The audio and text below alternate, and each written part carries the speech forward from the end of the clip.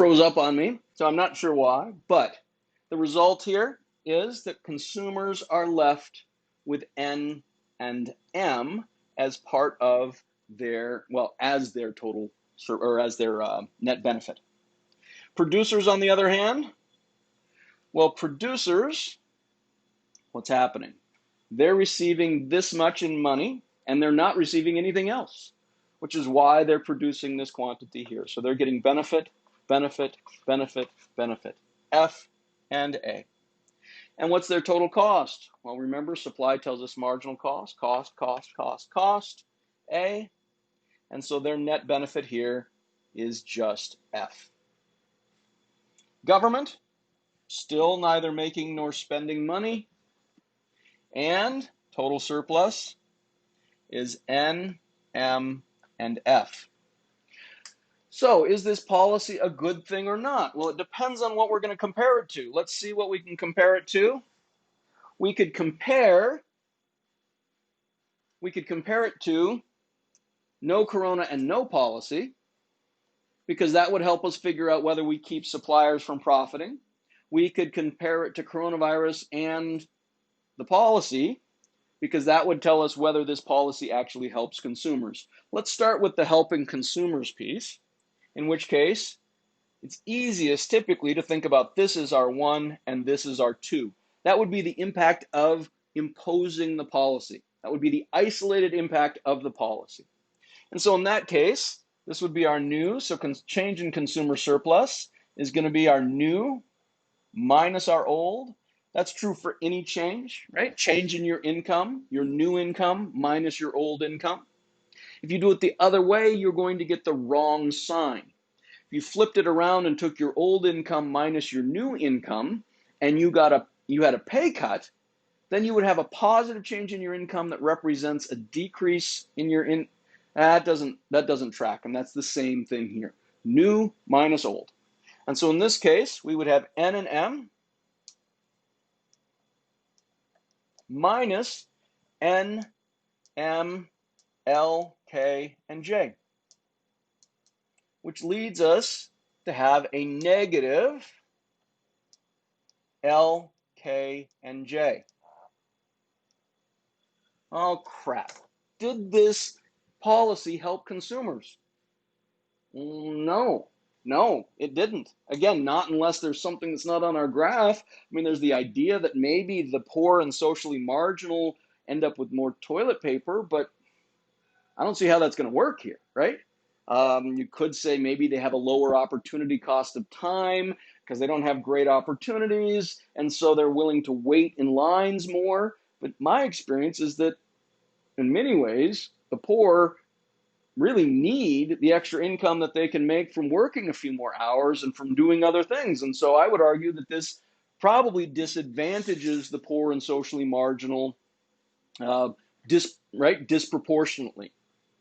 Again, that's a discussion we could have, but this establishes a baseline. So we failed in this. How about change in producer surplus as a result of this? Well, this is our new, this is our old. Producers have lost G, H, and I. Did we keep producers from profiting off the misfortune of consumers? Oh yeah, we did. But at the expense of the consumers, to the detriment of the consumers. Now we want to finish this out. There's no change in government, and the change in total surplus is going to be a negative L, K, J, G, H, and I. Again, those can be in any order, and again, those are not multiplicative. I'm just being lazy and leaving out the plus signs. So the impact of this is that we as a society are definitely worse off. And those consumers are worse off, and the producers are worse off compared to the coronavirus and no policy. So if you really think the important thing is to keep the suppliers from profiting, well, maybe you like this. But I struggle to see why that would be more important than helping the consumers. Okay, we could also then, of course, compare this policy with no corona and no policy. I'm not sure what that would really tell us, but we could go ahead and do it. So in that case, well, it'll tell us something. In that case, we would go from here to here, or you could flip it around. As long as you get the direction correct, then you'll be able to match this. So our new minus our old, N and M, minus N, L, and G. The N's cancel. We're left with M minus L and G. In other words, it's indeterminate, the impact on the consumers. It depends. Is M bigger or smaller than L and G? It's a tough question. Indeterminate. In other words, it depends. How about those producers? By the way, if you ever have to answer an economic question off the top of your head, that's a pretty good place to start. It depends. Or start with, I don't know, but it depends. And then the question would be, can we improve our answer? So I don't want you to stop at that point. How about producer surplus? Well, our new minus our old, no change. And that, in keeping with this, we did manage to prevent the suppliers from profiting as a result of this natural disaster. Needed the changes here. Change in government is 0, and the change in total surplus is NMF minus NLG and F. Well, that's interesting. M minus L and G. Again, are we better or worse off as a society? It depends. But again, we have the option of being here, in which case we as a society would be better off. So we can turn the crank on this a few different ways. Maybe we go back to that, in which case the change in consumer surplus is, because now we could turn our brains on, L, K, and J. Change in producer surplus is, minus L, K, and J, minus G, H, and I.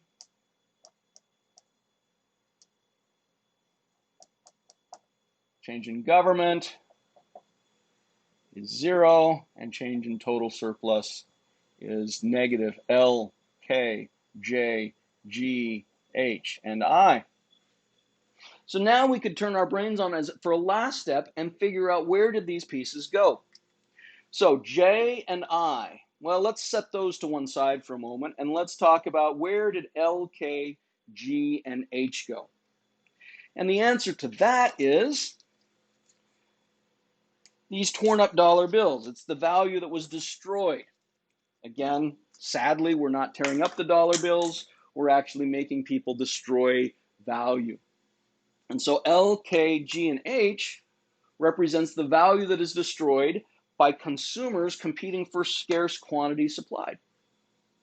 Now the tricky part becomes, what happened to J and I?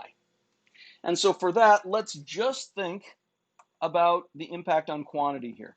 So the impact of the policy was that instead of having this quantity here, we only have that quantity there.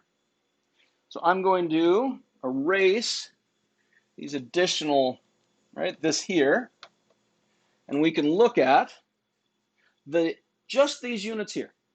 What is the total benefit that people in the world get out of those rolls of toilet paper? Well, we know what tells us benefit is demand. And so for those units right there, the total benefit is benefit, benefit, benefit. J, I, E, and B. What's the total cost to society? In other words, what is the value that we give up? So this is the value that we gain having these rolls of toilet paper. But what is the value that we as a society give up generating or creating those rolls of toilet paper? Well, the answer is our marginal cost, because cost represents the value that we give up.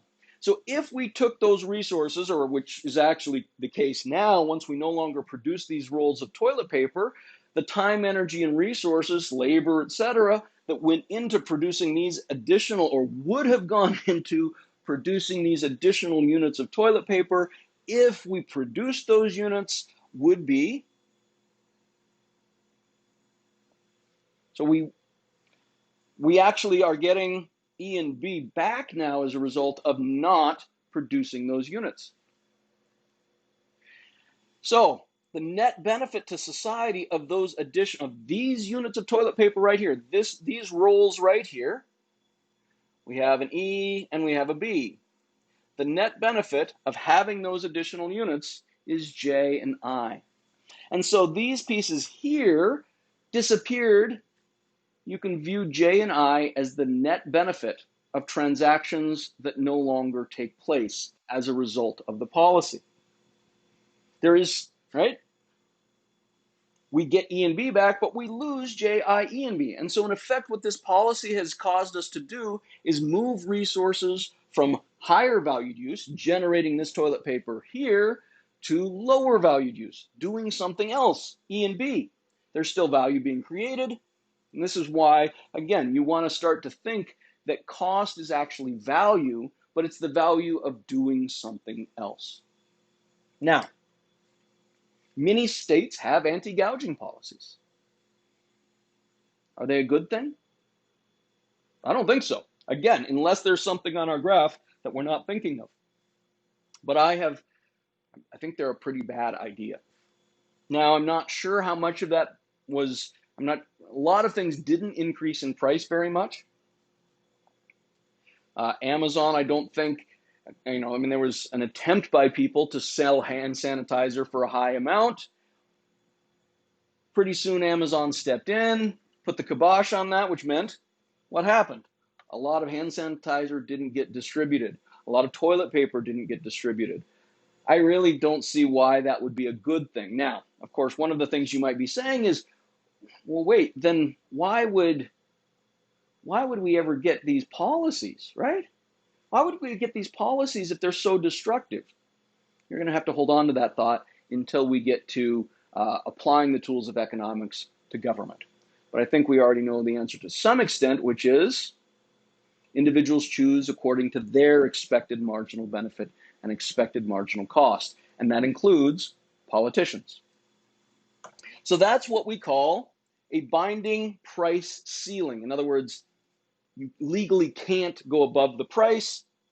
Now, in cases where there's not a natural disaster, the picture becomes a little bit less messy. We can get away with some fewer letters, right? In which case, then we can just look at that. Sort of oftentimes we'll clean this up so we have a binding price ceiling. Now, one of the things that you could say is, well, maybe we say the most you can charge for a roll of toilet paper is $700. Will that have an impact? Well, almost certainly not, or not much of one. It probably has some impact, because I'm sure that there's some luxury brand of toilet paper that, has diamonds in it or something. Sounds a little uncomfortable, but right? So it might have some impact somewhere. I'm not saying that it won't have any impact, but I would say here that that's going to have very little impact. So when the price ceiling is above the market clearing price, there's going to be minimal impact. When this matters, a binding price ceiling, in other words, one that has an impact, is going to be one where the price ceiling is below the market clearing price. Now, you might say, well, what situations would we ever do this? Oftentimes, this is done in the case of housing. New York City for years has had rent controls. In other words, you can't increase the price very much. London has talked about this. They say, look, the price of housing is ridiculous. Well, okay, compared to what? And if you put this price, say in London, what would happen? If you said, look, the most you can pay for a house is something below that, we know from experience in New York City, etc., that you end up with fewer houses for rent or for sale. And so, or apartments. So the impact of this, of course, so with no policy, consumer surplus would be D, L, and J. Producer surplus would be G, I, and F. Government would be 0. Total surplus is D, L, J, G, I, and F. With the policy, Consumer surplus is D. Producer surplus is F. I've done this long enough to be able to do this. I'm not expecting you to be able to, actually encourage you not to try and do this in your head. I tend to make mistakes a lot more frequently when I do it this way, but I've practiced and I'm actually mentally going through that process.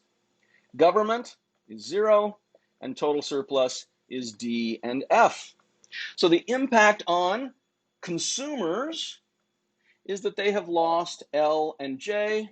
The impact on the producers is that they have lost G and I. The impact on government is nothing, and the impact on total surplus is a negative L, G, I, and J.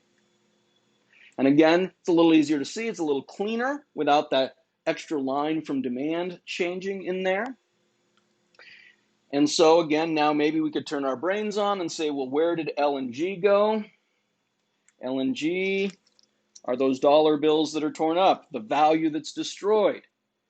I and J represent the value of apartments that nobody gets anymore, the net benefit. The benefit that people would have gotten, oh, I guess, there we go, we don't even need E. The benefit people would get out of those apartments is J, I, and B. The value that people get as a result of using those apartments for something else is B. And so the net benefit of trades that no longer take place, or what in the jargon of economics is called dead weight loss, or you'll see referred to as DWL. That's true. It's deadweight loss in consumption. Again, I find it easier to think and more meaningful to think about this representing the net benefits of trades that no longer take place as a result of this policy. So does this help consumers of apartments? As a group, it doesn't help them. Of course, one of the questions might be, well, but maybe there's something that's not on our graph here. Maybe it doesn't help consumers as a group, but the actual role of this policy is, maybe the goal of this policy isn't to help tenants as a group, but rather to help the poor and socially marginal. Well, is that true? In other words, does this keep landlords from, maybe there's this idea that landlords discriminate against the poor and socially marginal because landlords tend to be of one skin color, religion, what have you, and they tend to prefer people who are like them. Maybe there's the idea that a lot of landlords are bigoted, racists, and that's possible. So let's look at their decision as to whether to engage in bigoted decision-making or behavior here. So, how would we do that? Well, we could look at the decision of a landlord, a property owner, to act like a bigot. Is there a benefit to them of being a bigot? Yes, almost certainly. Right? People who are racist and bigoted seem to really enjoy refusing things to people. They get some psychic benefit out of it. We don't have to share their preferences, and I hope you don't share their preferences here. We just have to analyze them. And now the question is, what's the cost? Well, in a case where we are at the market clearing price and quantity, if I turn down a tenant because of their religion or their sexual orientation or their skin color, what happens? I lose a tenant, right? Because exactly the number of tenants show up that they're, again, in our perfect costless world, we'll relax those assumptions, not our perfect zero transaction cost world. That'll make sense to you more later on. In that world, exactly the number of tenants show up as there are apartments. And so if I say, no, I don't want to rent to you because you look different, or I don't like the smell of your cooking or other things, what happens? I lose the money that I would receive from the tenant. Now, again, I don't care about the money as a bigoted tenant. I just care about what the money can get me, but we can measure it in money. That's a lot easier than measuring it in other things. Now let's think about what happens when we put a price ceiling on this. Well, now, at least initially, right, there's a lot of consumers competing for scarce quantity supplied. And so now, am I going to lose the money? If I discriminate against them? No. Now, I'm still going to rent my apartment, the apartments that I want to rent. And so wait. So what this does, as a result of this policy, is we hold the benefit of bigotry constant, because that is sadly the psychic satisfaction that people get. We reduce the cost of bigoted behavior. And what do we expect when we hold the benefit constant and reduce the cost? Well, hopefully you remember we get more of the behavior. And so actually this policy that harms consumers as a whole, I'm almost certain it disproportionately harms the poor and socially marginal. It lands particularly on them. Those who are well connected probably know somebody and they can rig the system, they can get an apartment at this cheaper rate, and oh, isn't that nice? Now, there might be some people who luck into an apartment who are poor and socially marginal, but there's definitely no reason to think that the poor and socially marginal are particularly advantaged by this. Now, personally, I think there's a very strong case to be made, philosophically and morally, that the measure of a society is how it treats the poor and socially marginal. And so I would say that this is an unjust policy. It's bad for society just in terms of our utilitarian calculations here, for any of you who follow, philosophy, utilitarianism, but also the greatest value for the greatest number, but it also fails on sort of other margins, mini philosophic margins. Again, why would we have such policies? It's a really good question. And that will be something we are going to engage in later on. So that again is a binding price ceiling.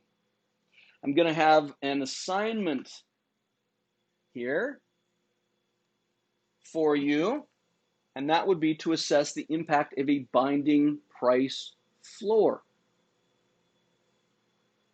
In other words, what happens if we say the least you can charge is this much and it happens to be above the market clearing price? If it's below the market clearing price, again, there might be some impact, but it probably wouldn't be a big one. Well, we could look at that, right? Maybe we say in New York, the least you can charge is this right here. In that situation, what happens? Well, initially, this would be the quantity supplied. And this would be the quantity demanded. Now, normally what would happen is the price would fall, and that would cause some consumers to consume more, and that would convince some suppliers to supply a smaller quantity, with the upshot that we would end up here. But we made that illegal. You can't, this is a price floor. You can't go through the floor. And it's a binding price floor because it's above our market clearing price. In that case, what happens? Well, we're not going to be able to get this adjustment out of the consumers. And so where's the adjustment going to have to come from? It's all going to have to come from the suppliers. What would cause suppliers to supply only that quantity? Well, again, we can pull these apart. What would cause suppliers to supply only that quantity? We know the answer. When that's their benefit. And so, when that's the benefit, so this would then be our minimum price. And then this would be the benefit suppliers receive. Now, how is it possible that suppliers receive less than what consumers hand over? Well, same thing. We make the suppliers, in this case, tear up the dollar bills. Although they probably don't actually tear up the dollar bills. Again, unfortunately, we would be better off if we made the suppliers tear up the dollar bills. Instead, They probably, right, we have other means of suppliers competing for scarce consumers. And what's the impact going to be? The exact same impact. We can turn the crank on this. The letters don't even have to change. The picture doesn't change. This, by the way, is one of the nice things about these tools is there's only so many pictures we can draw. However, there's a lot of different stories that can go with those pictures. Okay.